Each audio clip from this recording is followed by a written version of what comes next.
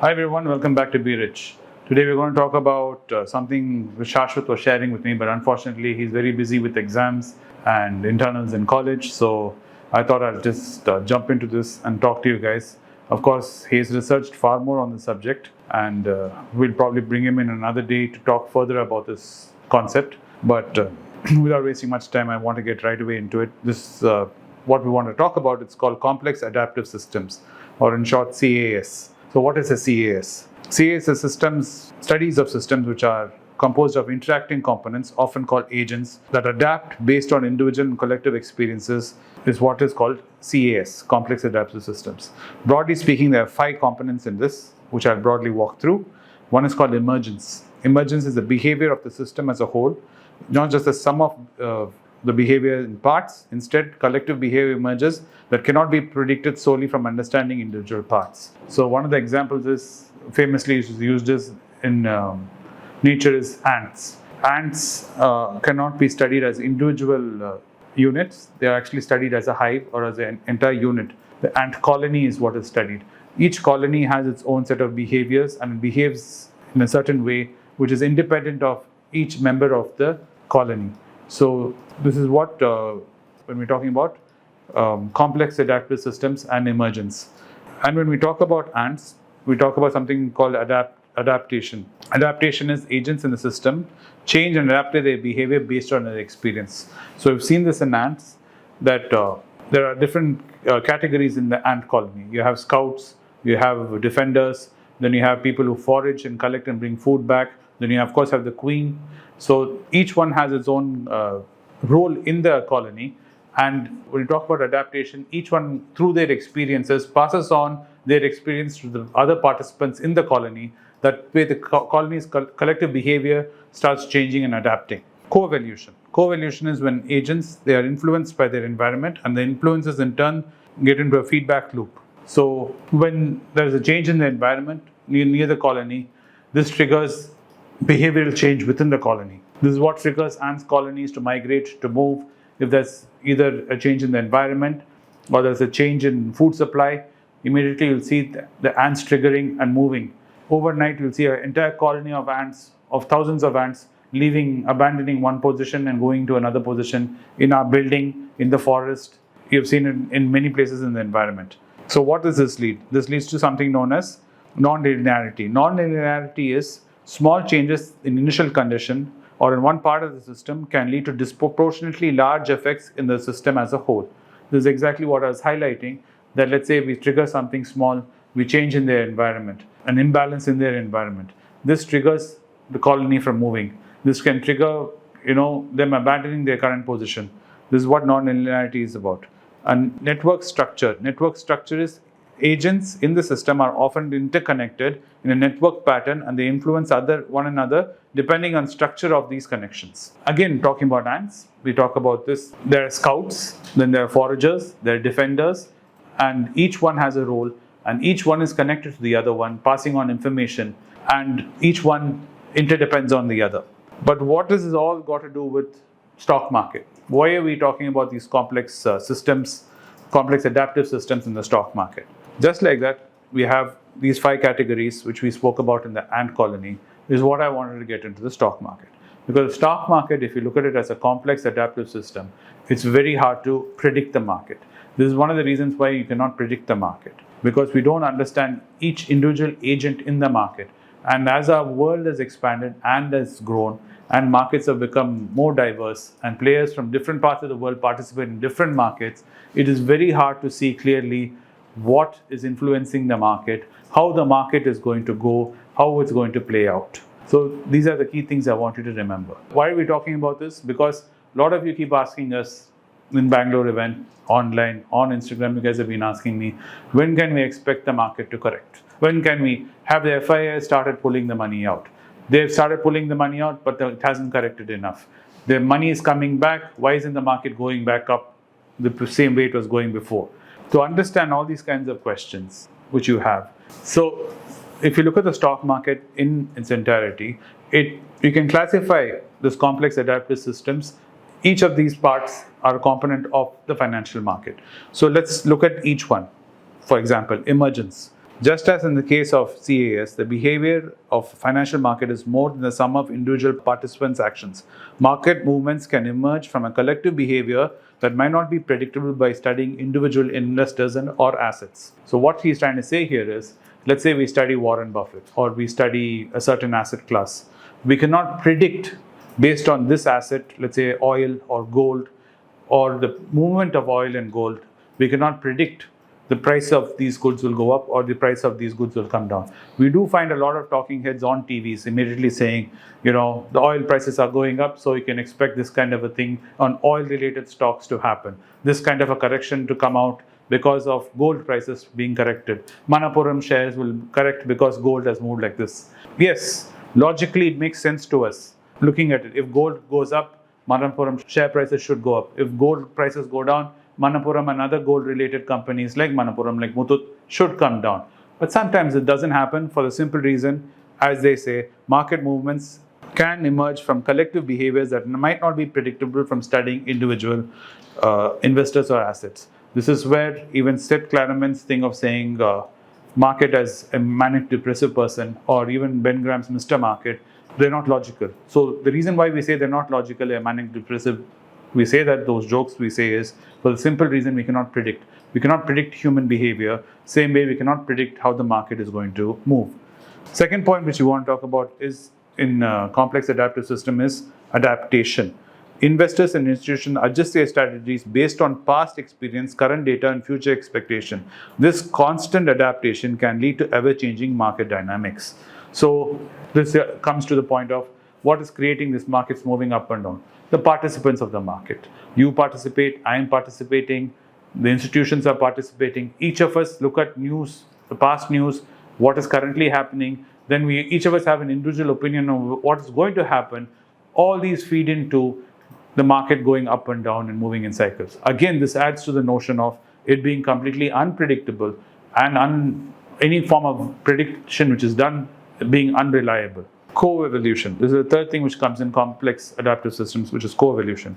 How does this tie in with investment strategies? Because investment strategies evolve, they can influence market behavior. Then in future strategies, for instance, in many instances, begin to favor algorithmic trading. It can change the market's volatility, liquidity, and impact how these algorithms operate. So a lot of us do this, something known as algo trading. When we rely on algo trading or we rely on AI trading, whatever trading methodology we want to use, like meme stocks, what happened with GameStop, if you see this happening, it can lead to market volatility, it can lead to prices going up skewed in one certain direction and moving to the other direction very rapidly for no apparent reason, other than that the investment strategies broadly are moving in the market. That influences the market from moving from one direction to the other. This is what co-evolution is. This means we co-evolve with behavior patterns from one another and the market starts moving in a certain direction, which is again leads to the fact that it's unpredictable because it comes to this fourth point, which is non-linearity. Non-linearity. Financial markets are known for their potential volatility when a small event or a piece of news can lead to significant market reactions.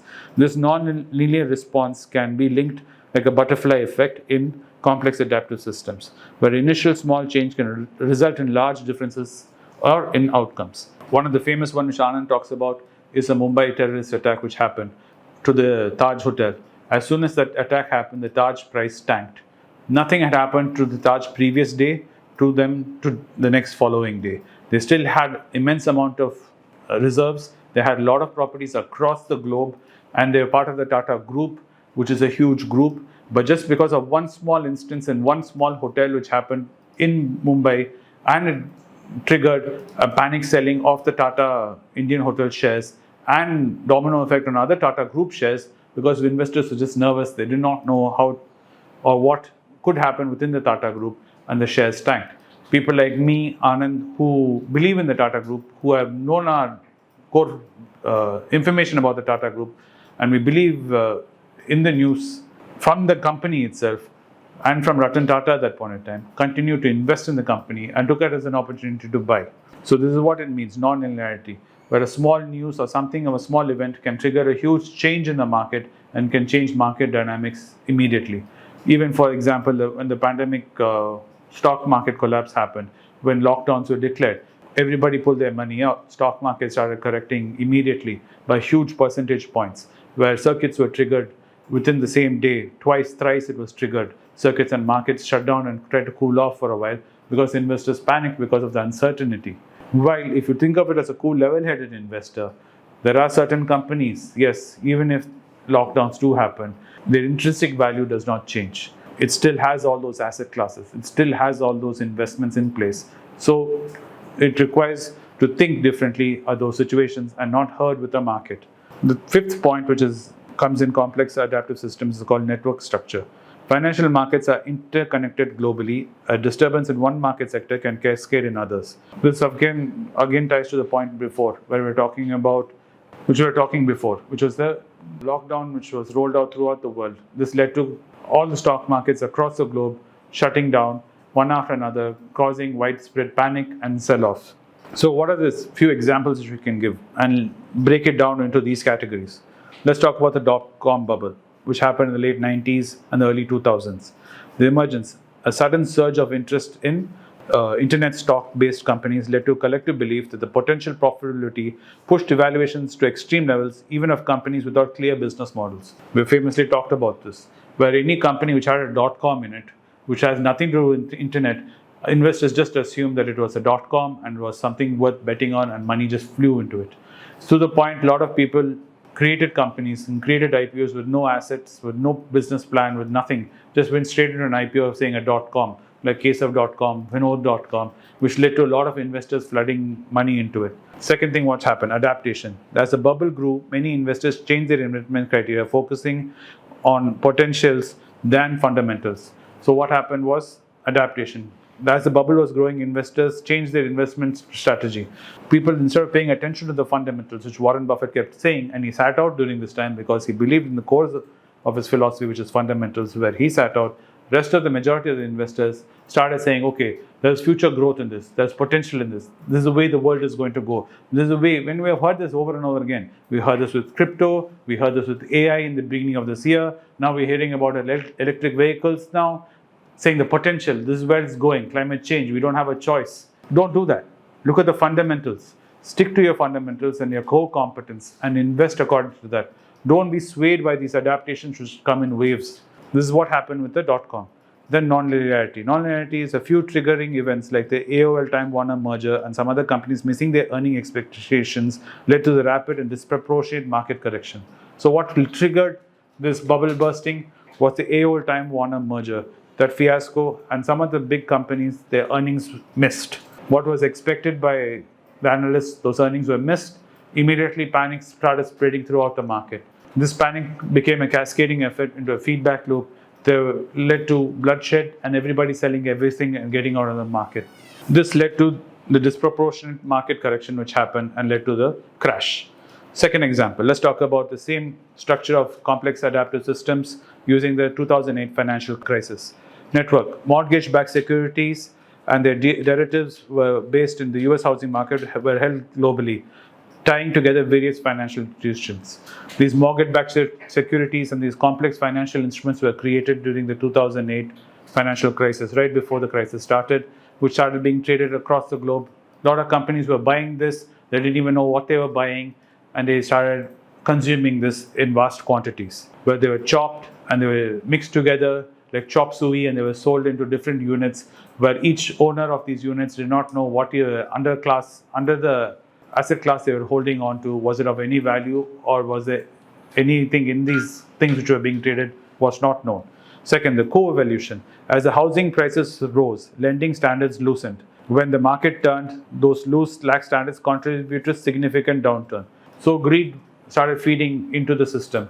As prices of the housing market started going up, started heating up, banks, instead of tightening their monetary policies and loan requirements, they started loosening it, giving loans to everybody. People who did not even have a job, people who didn't even have social security, were starting to be given loans. And we've read all these stories of what happened with all these banks.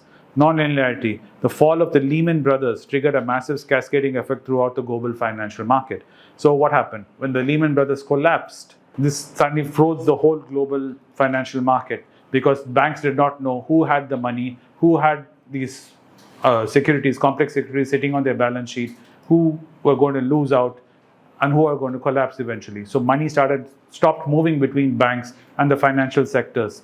Then the government had to step in, American government, and then the quantitative easing happened, and we know what led to this. So why are we talking about complex adaptive systems again? So tying all this together, if you see today's market, let's take, for example, China. We can see these kind of network structures happening in China. We can see the co-evolution happening in China. So what is going to be the non-linearity event which is going to trigger things collapsing? That we can't predict. That is because it's a complex adaptive system. So what do we do as investors? We as investors have to be cautious when we see this. We should not get carried away with what's being spoken on TV. We should not get carried away with what A investors doing, B investors doing, or what globally people are talking in financial instruments. And always, like Warren Buffett said, when things are too good to be true, it is too good to be true. When the water goes out, the tide goes out, you're going to be finding out who's been swimming naked, as he famously said.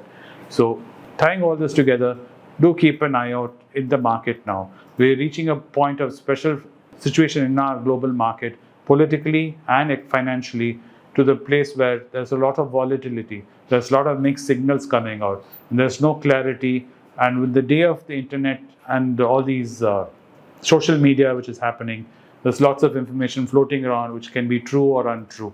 So keeping this in mind, we thought we'll talk about complex adaptive systems to let you know not to be swayed by market news. So thanks for joining us today on Be Rich. I hope you found this video informative and entertaining as always. I would have loved to do this video with Shashwat because it is something he was passionate about, something he had done a lot of research on, which he had sent to me, and I was trying to do my best delivering this information to you. I didn't want to delay it any further because we have other things which we want to talk about in the following videos coming up. Thank you for joining me today on Be Rich. Do subscribe to the channel and turn on the bell notification icon, and I'll see you on the next one. After the event in Bangalore, my team has decided that we should visit my ex-home, Saudi Arabia. We were there recently but visited only Dammam. The idea is to cover the other two major cities, Riyadh and Jeddah. On the 22nd of September, I'll be holding an event in Riyadh, and on 29th September, we will meet in Jeddah. Those who are desirous of meeting me both in Riyadh and Jeddah should contact the email ID given below and the WhatsApp number. My team would get back to you at the earliest. Once again, thank you for supporting Be Rich. It's a great privilege and honor that so many of you in thousands have subscribed to my channel and have supported me. I have written 2 books in English, The Alchemy of Money and Ordinary Stocks, Extraordinary Profits. These books are published by us and are ready. If you want to procure a copy, send us a message to the WhatsApp number given below and my team would respond to you. If you want an Amazon Kindle copy, you can click the link below. Finally, those who wish to consult with me can send a mail to berichenglish@gmail.com.